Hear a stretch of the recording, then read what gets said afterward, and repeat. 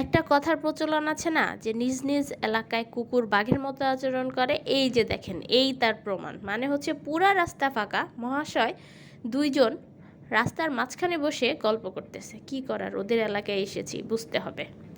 আসসালামু আলাইকুম ভিউয়ার্স, আজকে আপনাদের সাথে শেয়ার করব গোলাপের উপকারিতা নিয়ে। গোলাপ কিন্তু শুধুমাত্র হৃদয় ঘটিত ব্যাপারেই ব্যবহার করা হয় না, গোলাপের কিন্তু অনেক অনেক অনেক উপকার রয়েছে। সিরিয়াসলি, আল্লাহ শুধুমাত্র প্রেম করার জন্য গোলাপ দুনিয়াতে পাঠায় নাই, বিশ্বাস করেন আল্লাহ অনেক উপকারিতা দিয়ে গোলাপ দুনিয়াতে পাঠিয়েছে।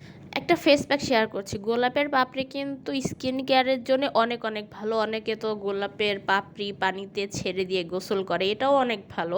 কিন্তু গোলাপের ফেস প্যাক যেটা আমরা স্কিনে অ্যাপ্লাই করি, এটা কিন্তু ইনস্ট্যান্ট আপনাকে রেজাল্ট দেবে। সিরিয়াসলি, আমি সত্যি কথা বলছি, আপনারা অ্যাপ্লাই করে দেখতে পারেন। আমি মাঝে মাঝে অ্যাপ্লাই করি। তাছাড়া আপনাদের সাথে এখন একটা রেসিপি শেয়ার করব, সেটা হচ্ছে গোলাপের চা।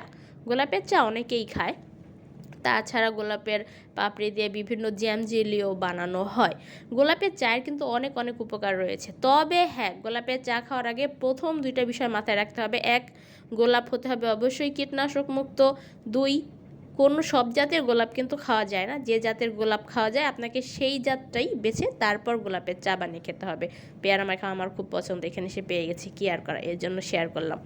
তো যাই হোক, মাথায় রাখবেন গোলাপের চা যদি আপনি খেতে চান, এটা কিন্তু অনেক অনেক উপকার রয়েছে। ওজন কমায়, মানসিক প্রশান্তি দেয় এবং স্কিনের জন্য খুব ভালো।